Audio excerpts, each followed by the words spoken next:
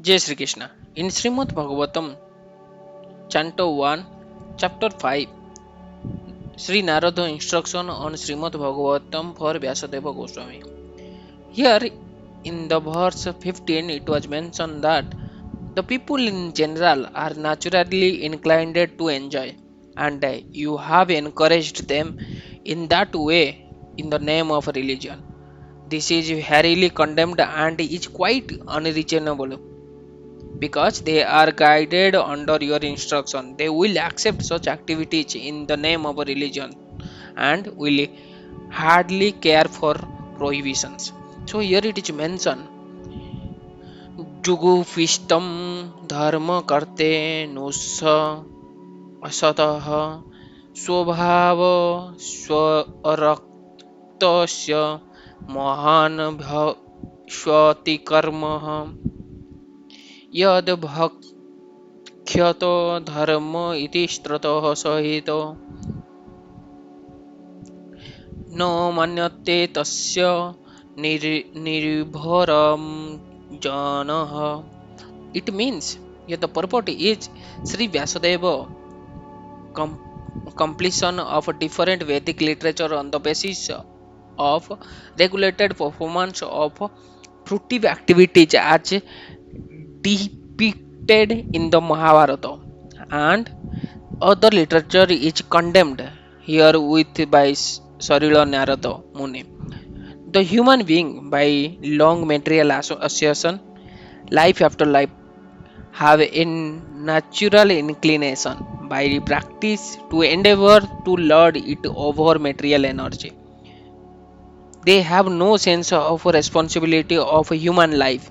This human form of life is a chance to get out of the clutch of illusionary matter. The Vedas are meant for going back to Godhead, going back to home, to revolve in the circle of transmigration in a series of life numbering 840000 is an imprisoned life for the condemned conditioned soul. The human form of life is a chance to get out of this imprisoned life, and so, as such, the only occupation of the human being is to re-establish his lost relationship with God. Under the circumstances, one should never be encouraged in making a plan for sense enjoyment in the name of religious functions. Such diversion of the human energy result in the misguiding guided civilization. Sarila Vyasadeva is the authority in Vedic explanation in the Mahabharata, etc.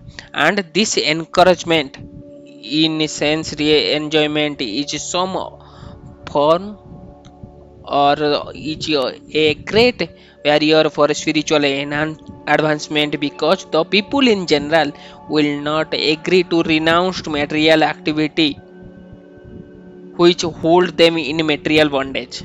At a certain stage of human civilization, when such material activities in the name of religion, as sacrificing animal in the name of yajna, we are too much rampant, the Lord incarnate himself as Buddha and decried the authority of the Vedas in order to stop animal sacrifice in the name of religion.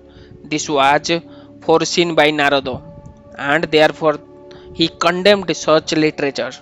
The flesh eater still continue to perform animal sacrifice before some demigod or goddess in the name of religion, because in some of the Vedic literature such regulated sacrifice are recommended. They are so recommended to discourage flesh eating, but gradually the purpose of such religious activities is forgotten, and the slaughterhouse become prominent. This is because foolish materialistic men do not care to listen to others who are actually in the position to explain the Vedic literature or Vedic rites.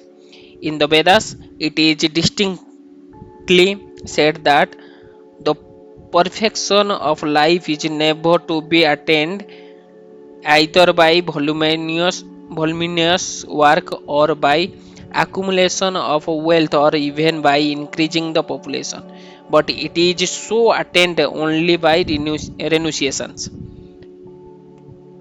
The materialistic man do not care to listen to such injunction. According to them, the so-called renounced order of life is meant for those who are unable to earn the livelihood because of some corporeal defects, or for the person who have failed to achieve prosperity in family life. In histories like Mahabharata, of course, there are topics of a transcendental subject along with material topic. The Bhagavad Gita is there in the Mahabharata. The whole idea of Mahabharata culminates in the ultimate instruction of the Bhagavad Gita, that one should relaunch all over the engagement and should engage oneself slowly and fully in the surrender onto the lotus feet of the Lord Sri Krishna.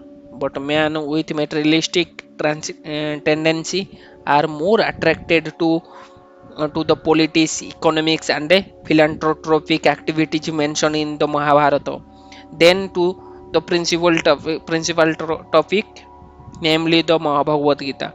This compromising spirit of Vyasadeva is directly condemned by Narada, who advised him to directly proclaim that the prime necessity of human life is to realize one eternal religion with the Lord and thus surrender unto Him without delay. The patient suffering from a particular type of malady is almost always inclined to accept eatable which are forbidden for him. The expert physician does not make any compromise with the patient by allowing him to take the partially what he should not at all take. In the Bhagavad Gita, it is also said that a man attached to fruitive work should not be discouraged from his occupation, for gradually he may be elevated to the position of self-realization. This is sometimes applicable for those who are only dry empiric philosopher without spiritual realization, but those who are in the devotional line need not to be always so advised. Jai Jagannath, Jai Shri Krishna.